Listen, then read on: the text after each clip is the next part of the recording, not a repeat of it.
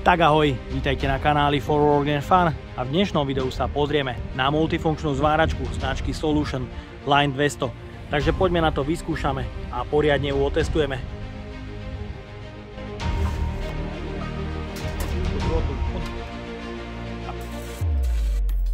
Zapálila.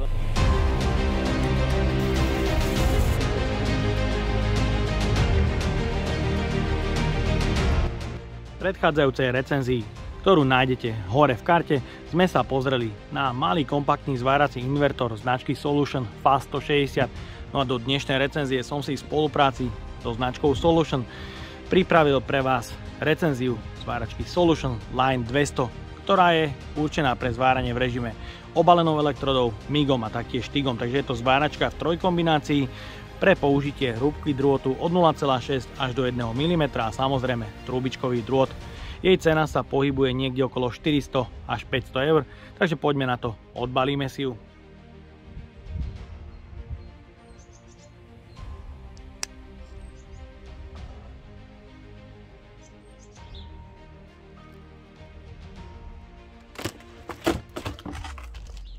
V balení nájdeme užívateľský manuál a taktiež sú tu dve špičky priemerom 0,8 a 1 mm.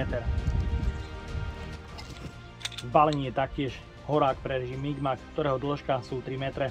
Je tu klbík proti zalamovaniu, je to MB15, teda 150 A horák. Príslušenstvo je štandardné ako hubice a špičky. Jeho dĺžka je 3 metre a je tu štandardná eurozásuvka. V balení nájdeme zvárací štít, kladívko a kefu pre oklepávanie strúsky v jednom, držiak pre zvárací štít.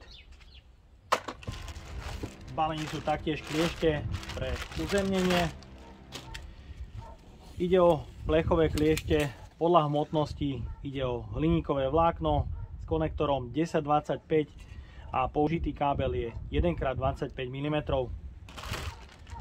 V balení sú taktiež kliešte pre držanie obalenej elektródy, ktoré sú pevné.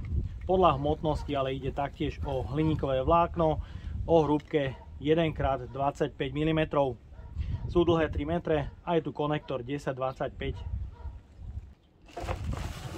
No a v balení je samotná zváračka Line 200. Zváračka pôsobí robustným dojmom. Jej hmotnosť aj so sieťovým káblom je 11,1 kg a vo vnútri v podávači zatiaľ nie je osadená žiadna zváracia cievka. Z hornej strany nájdeme pevné madlo pre jednoduchší transport. Z boku nájdeme veľký prieduch od vetrania, vzadu vstup plynu, CO2, argón alebo mix, tlačítko zapnutie, vypnutie, sieťový kábel na 230 V, ktorého dĺžka je 160 cm a použité káble sú 3x2,5 mm. Je tu ventilátor s aktívnym chladením a taktiež je tu možnosť uzemnenia.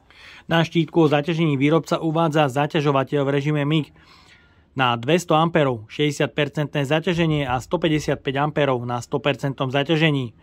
Pri obalenej elektróde je to trošku nižšie, je to 180 A na 60% zaťažení a 140 A na 100% zaťažení. Nie je tu ale informácia, či sú tieto parametre uvádzané pri 25 stupňovej teplote alebo 40 stupňovej teplote. Pod krytom nájdeme podávač pre uloženie cievky D100 do 1 kg a taktiež pre cievky do 5 kg D200. Rozobrať a tým použiť aj malú 1 kg cievku D100. Osadenie pre cievku je fajn, je pevné a taktiež je tu trň proti pretáčaniu.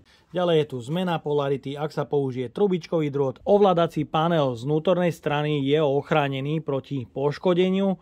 Je tu pevný kovový podávač určený pre hrúbku drôtu od 0,6 až do 1 mm. Je tu regulácia prítlaku na vodiace koliesko. Vodiace koliesko je osadené na ložisku, čo je fajn. A ďalej je tu pružina pre navedenie drôtu. Samotné vodiace koliesko, ktoré je osadené 0,8 a z druhej strany je to jednotka. Súčasťou balenia nie je vodiace koliesko pre 0,6 drôt ani trubičkový drôt.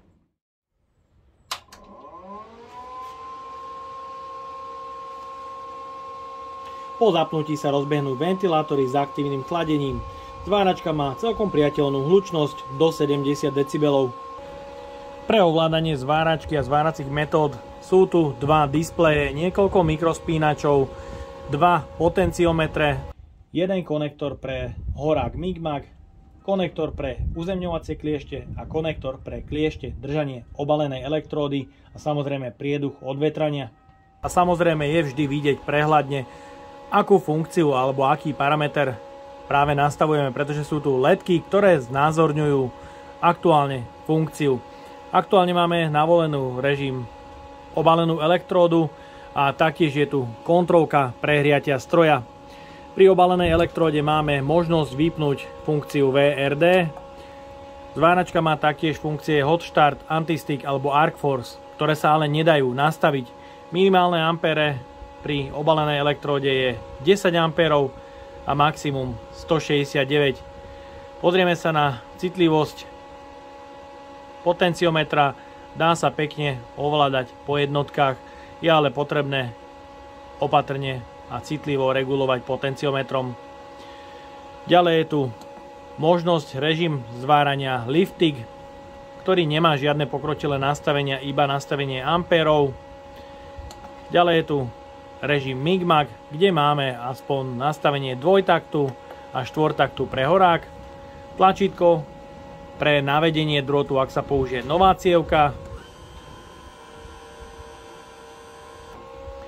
Ďalej možnosť nastaviť voltáž, a teda silu prievaru. A s druhým potenciometrom nastavujeme rýchlosť posuvu drôtu. Chladenie zváračky má po vypnutí dobeh 5 až 7 sekúnd. Pre odskúšanie zváračky Line 200 som si pripravil rôzny spotrebný materiál pre odskúšanie zvárania rôznych metód. Začíname teda zváraním metódou obalenou elektródou od priemeru 2 do 4 mm, bazickými elektródami a taktiež vyskúšame zvárať nehrdzavajúcu oceľ.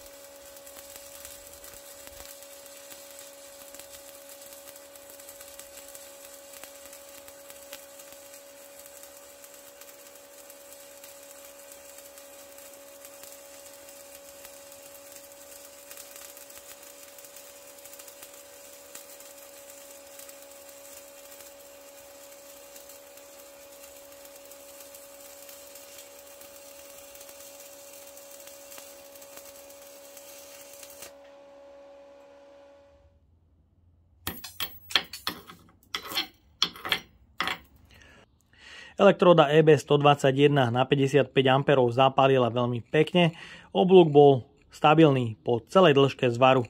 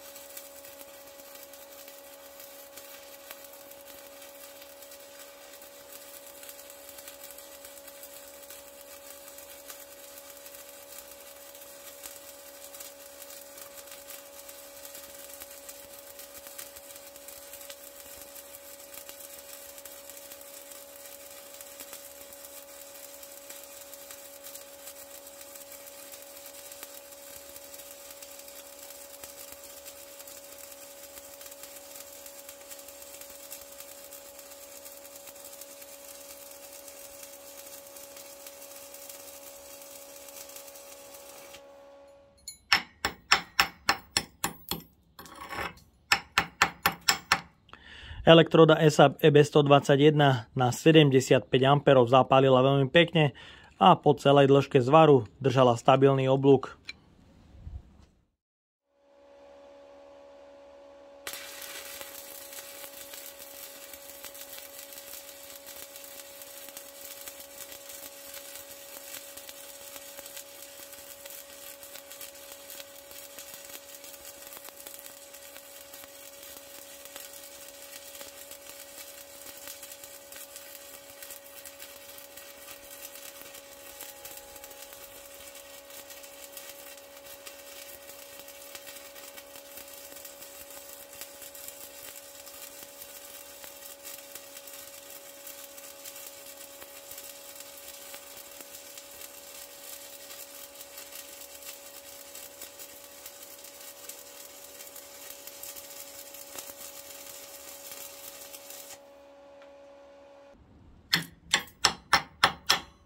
Elektróda Super Optimal 3,2 mm na 120 A zapálila veľmi pekne a po celej dĺžke zvaru držala stabilný oblúk.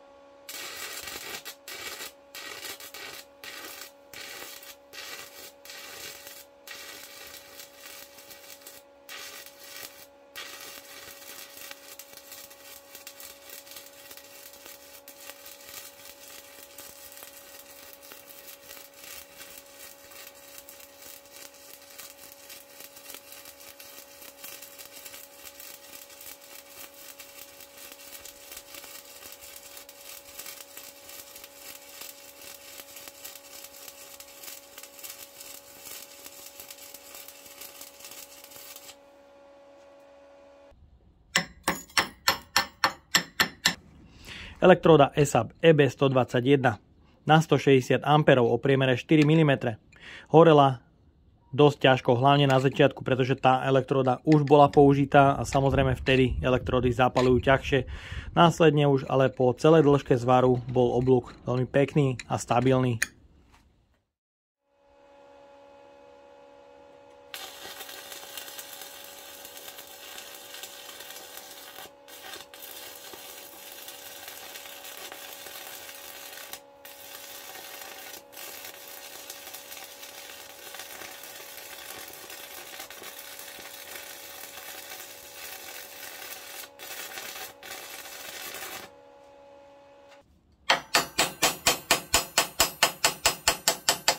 Elektróda na 95 A pre nehrdzavajúcu oceľ zapalovala trošku ťažšie, ale následne už oblúk horel stabilne.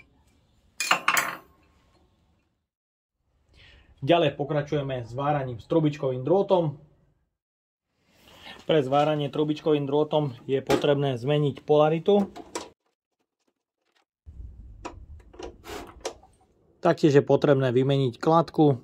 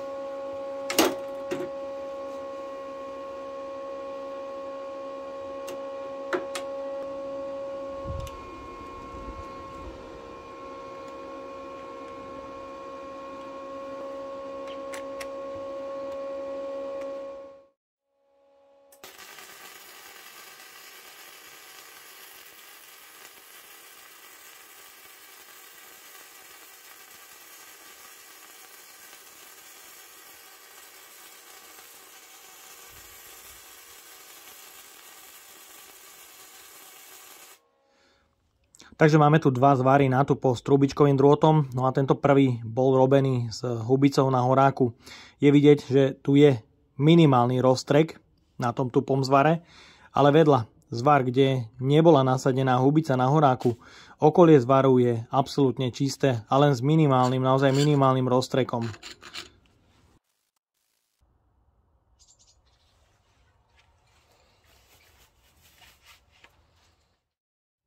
Ďalej pokračujeme s váraním s plynom CO2 s hrúbkou drôtu 0,8 a 1 mm.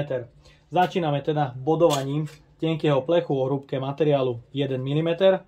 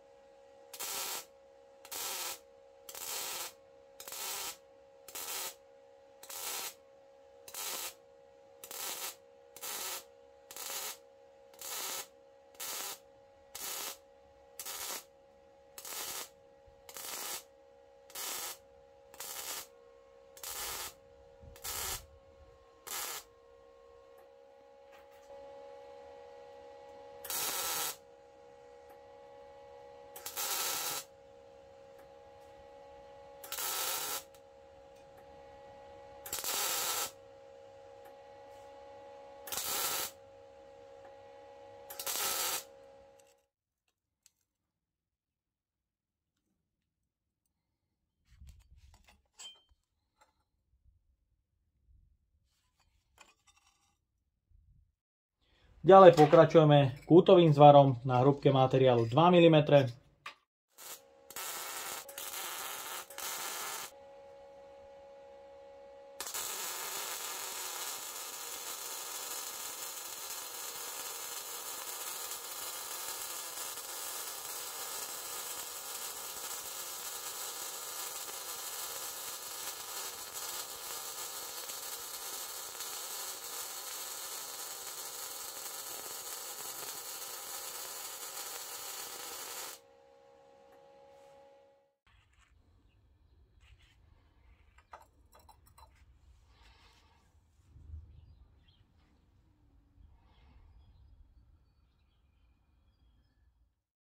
Pokračujeme ďalším kútovým zvarom o hrúbke materiálu 5 mm.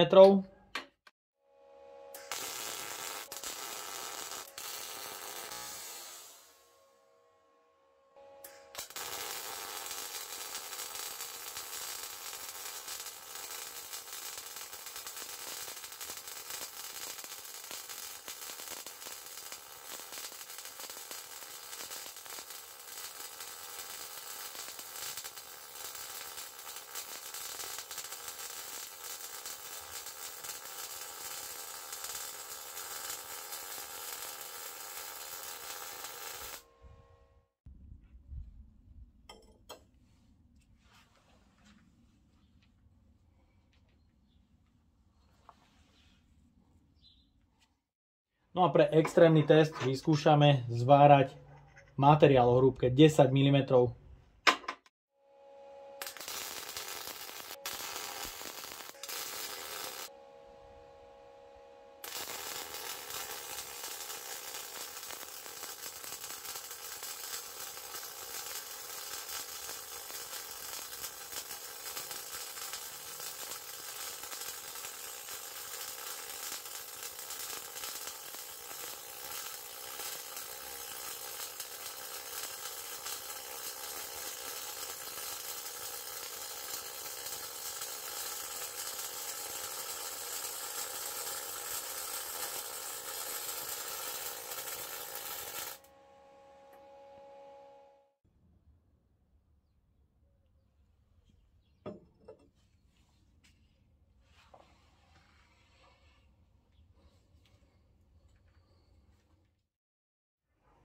No a v režime Liftik vyskúšame zvárať aj nehrdzavajúcu oceľ.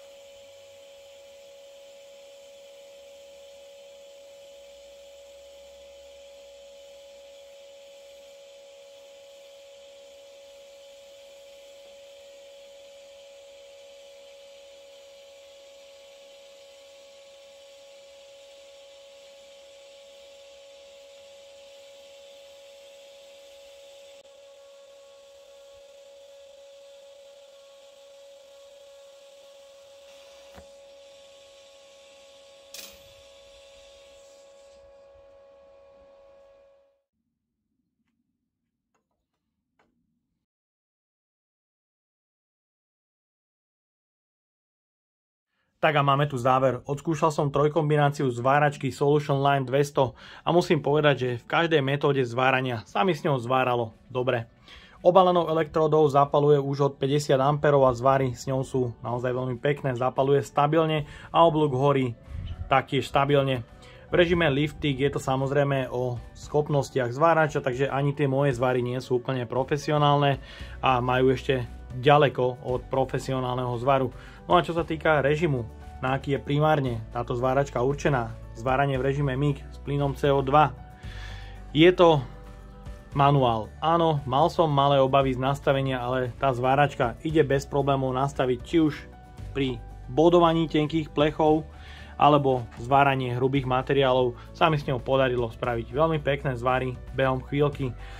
Musím ale povedať, že v cene 400 eur tomu už trošku chýba tá synergia, pretože pre začiatočníka by bola určite jednoduchšia pre nastavenie a taktiež musím ako mínus ohodnotiť pribalené káble, ktoré sú len pomedené z hliníkového vlákna. Taktiež domácemu kutilovi môže chýbať tabuľka s odporúčanými nastaveniami, ktorú som si ale od výrobcu vyžiadal. Samozrejme som mu dostal a odskúšal, musím ale povedať, že táto tabuľka ešte potrebuje vyladiť, pretože zvary na odporúčaných nastaveniach mali extrémny roztrek a určite túto tabuľku odporúčam ešte vyladiť, pozrieť sa na ňu a určite pribaliť, či už do manuálu, alebo ešte lepšie nalepiť z vnútornej strany krytu, kde sa nachádza podávač, aby tabuľka bola neustále zváračovi, alebo teda domácemu kutilovi po ruke nápomocná. No a ja dúfam, že sa vám dnešné video a spolupráca so značkou Solution páčila. Ak by ste ma aj vy chceli podporiť finančným príspevkom, dole do popisu vkladám link na PayPal Donate. No a odo mňa je to na dnes všetko. A ak sa vám toto video páčilo, dajte like, potvrďte odber a zvonček, aby vám už neušlo ďalšie video. Ahoj!